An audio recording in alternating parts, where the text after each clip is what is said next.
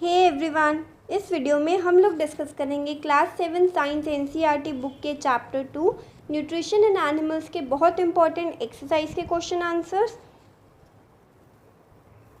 Question answers को start करने से पहले आपको एक डायग्राम को याद करने की बहुत ज़्यादा ज़रूरत है। आप इस डायग्राम को एक बार देख लीजिए।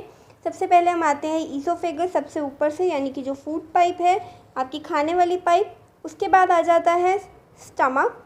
आप देख सकते हैं जो ईसोफेगस है वो स्टमक में खुलती है। साइड में हमारी बॉडी का लार्जेस्ट ग्लैंड लिवर है।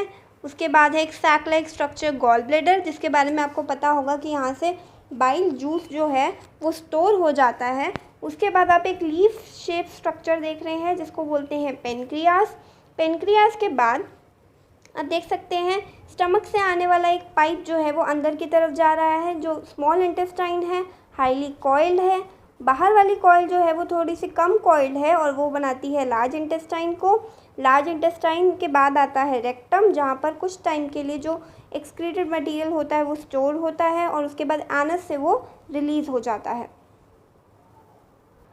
क्वेश्चन आंसर्स को स्टार्ट करने से पहले मैं बता दूं कि अगर आपको क्वेश्चन आंसर्स करने हैं तो आपको चैप्टर पहले अच्छे से आना चाहिए।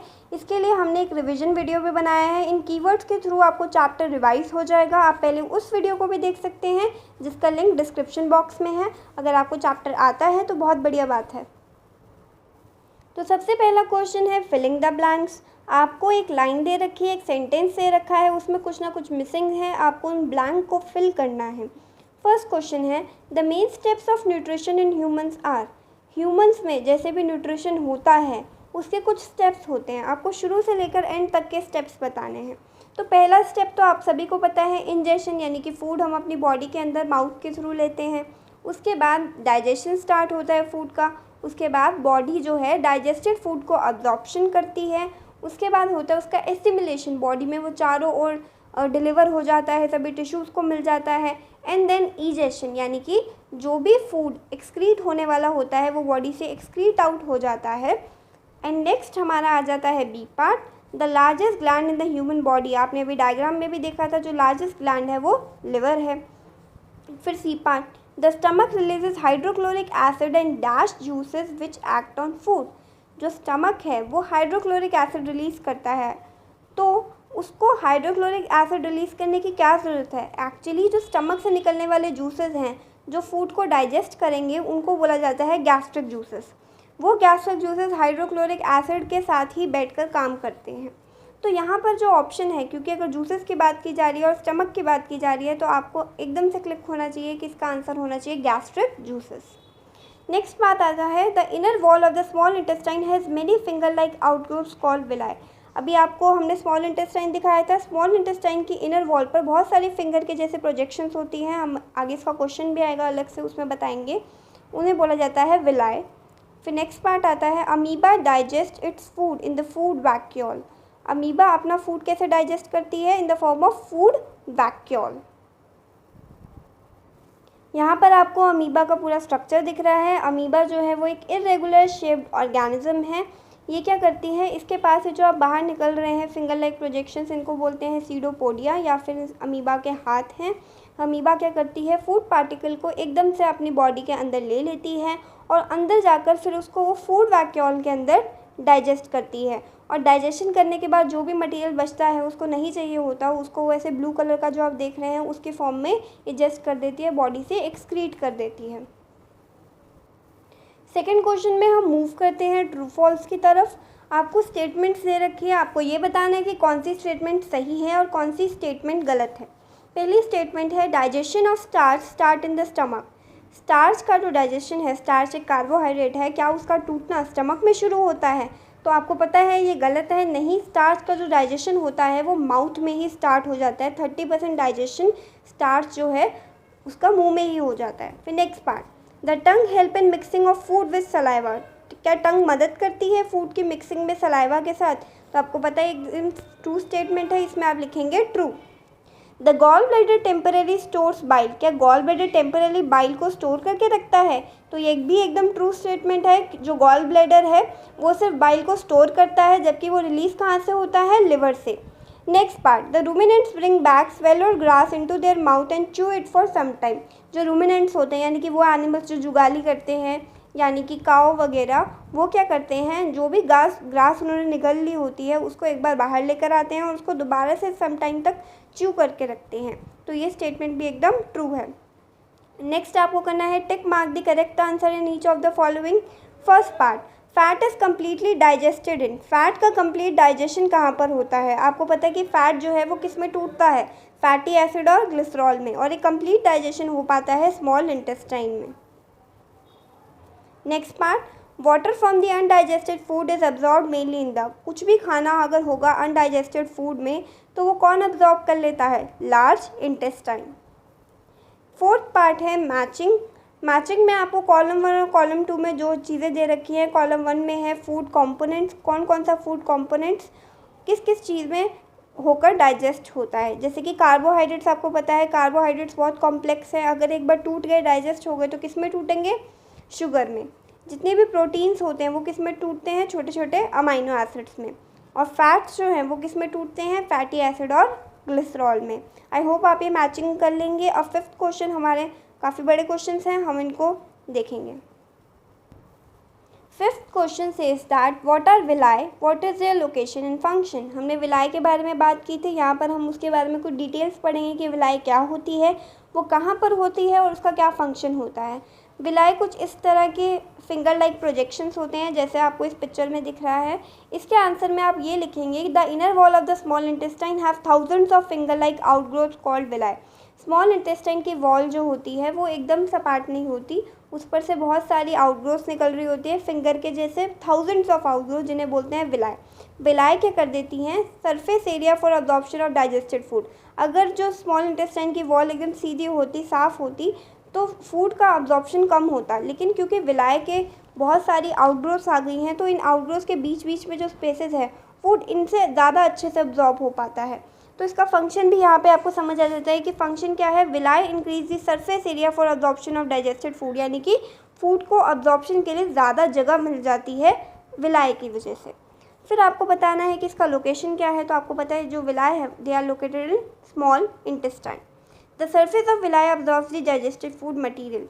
तो आपको यहाँ पर एक और बार फंक्शन बताना है कि जो विलाई का सरफेस है उसी से आपको एंड करना है आंसर को, वो डाइजेस्टेड फूड मटीरियल को अब्जॉर्ब करने का काम करती है।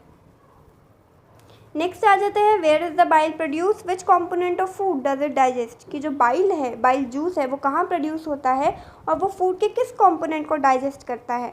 तो आपको इसके आंसर में लिखना है कि जो बाइल है वो तो प्रोड्यूस करेगा लिवर, लेकिन गॉल ब्लैडर में जब तक उसका यूज़ नहीं किया जाएगा वो तब तक वहाँ पर स्टोर होके रहेगा। बाइल जूस का फंक्शन बताना है। बाइल जूस क्या डाइजेस्ट करता है? बाइल जूस डाइजेस्ट करता है जितने भी फैट्स होते हैं उनको। आप यहाँ पे देख सकते हैं, अगर फैट का कोई कॉम्प्लेक्स मॉलिक्यूल है, बहुत उलझा हुआ मॉलिक्यूल है, उसको आपको छोटे छोटे टुकड़ों में तोड़ना है ताकि बॉडी उसको अब्जॉर्ब कर सके। तो इसको तोड़ने को ही हम बोलते हैं इमल्सिफिकेशन। आप पेपर में ये भी लिख सकते हैं कि जो बाइल है वो क्या करता है? फैट्स का इमल्सिफिकेशन करता है, यानी कि अगर जो कॉम्प्लेक्स फैट है उनको छोटे छोटे ग्लोब्यूल्स में, छोटे छोटे टुकड़ों में तोड़ देता है।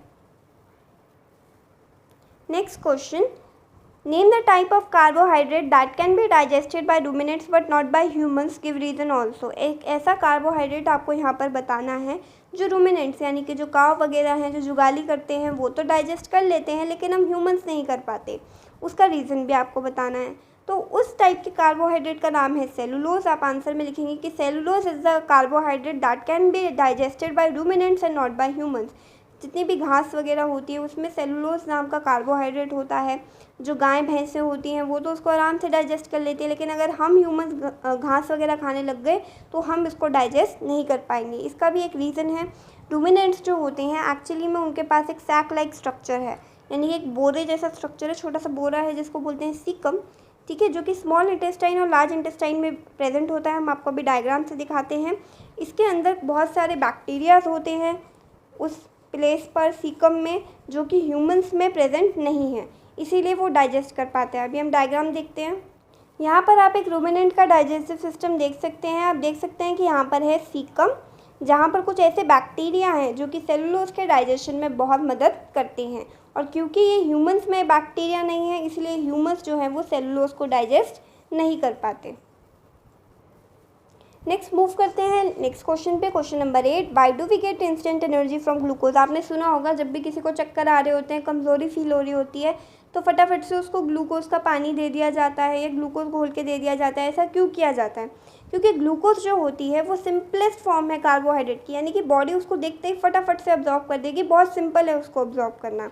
तो we get instant energy from glucose because glucose is the simplest form of carbohydrate that can be broken down easily to produce energy in our body. Glucose को फटाफट से तोड़ के बॉडी जो है वो एनर्जी बना सकती है, इसीलिए जैसे ही ग्लूकोज बॉडी में जाता है फटाफट टूटता है और बॉडी को इंस्टेंट एनर्जी या फटाफट एनर्जी मिल जाती है। नेक्स्ट मूव करते हैं हम क्वेश्चन नंबर 10 पे। Right one similarity and one difference between nutrition in amoeba and nutrition in human beings. Amoeba भी न्यूट्रिशन के प्रोसेस को करती है, ह्यूमन बींग्स भी न्यूट्रिशन के प्रोसेस को करते हैं। उनके बीच में सिमिलैरिटी यानी कि क्या क्या चीज़ ऐसी है जो अमीबा और ह्यूमन बींग्स में सेम है न्यूट्रिशन के मामले में, और कौन सी चीज़ अलग है। तो सिमिलैरिटी में आप लिखेंगे कि both amoeba and human beings use digestive juices to digest food. Amoeba भी और हम ह्यूमन बींग्स भी, दोनों के पास ही डाइजेस्टिव जूसेस होते हैं फूड को डाइजेशन करने के लिए। और डिफरेंस ये है, ह्यूमन बींग्स यानी कि हमें फूड को चबाना पड़ता है, च्यू करना पड़ता है, लेकिन अमीबा तो डायरेक्ट फूड को अंदर ले लेती है, डायरेक्ट निगल लेती है, उसको चबाना नहीं पड़ता। तो हम लिखेंगे उसके केस में कि human beings need to chew food whereas in amoeba there is no chewing. तो आप यहाँ पे अमीबा को देख सकते हैं, यहाँ पे अमीबा आपको इरेगुलर शेप आप बना सकते हैं, बाहर एक फूड पार्टिकल पड़ा है। अमीबा क्या करेगी, अपने सीडोपोडिया को कुछ ऐसे खोल लेगी कि वो फूड पार्टिकल को अपने अंदर लेकर जा सके, और जैसे ही वो फूड पार्टिकल उसकी बॉडी के अंदर चला जाएगा वैसे ही वो फूड पार्टिकल जो है वो डाइजेस्ट हो जाता है फूड वैक्यूल में, और जितना डाइजेस्ट हो गया उतना ठीक है। उसके बाद जो बचता है उसको वो इजेस्ट आउट कर देती है, जैसे आपने पहले भी डायग्राम में देखा था। नेक्स्ट क्वेश्चन में एक्चुअली आपको लेबल करना है आपके डाइजेस्टिव सिस्टम को। आप देख सकते हैं यहाँ पर गॉल ब्लैडर है, एक सैक लाइक स्ट्रक्चर, यहाँ पर राइट साइड पर है स्टमक, एक जे शेप ऑर्गन, जैसे कि जे शेप अल्फ़ाबेट होता है एकदम वैसा लगता है। नीचे एक लीफ काइंड ऑफ स्ट्रक्चर है जिसे बोलते हैं पेनक्रियास। बाहर एक कम कॉइलिंग वाला लार्ज इंटेस्टाइन है, अंदर एक ज़्यादा कॉइलिंग वाला स्मॉल इंटेस्टाइन है। उसके बाद आ जाता है anus and then rectum. I hope आप सभी को आज का एक्सप्लेनेशन अच्छा लगा होगा। अगर आपको बाकी चैप्टर्स के भी ऐसे ही क्वेश्चन आंसर्स के वीडियोस चाहिए और जो मैंने आपको कीवर्ड्स बताए हैं उसका भी लिंक हमने आपको डिस्क्रिप्शन बॉक्स में दिया है। इस सब को देखने के लिए आपको बस एक काम करना है, चैनल को सब्सक्राइब करना है और वीडियो को लाइक करना है। Thank you.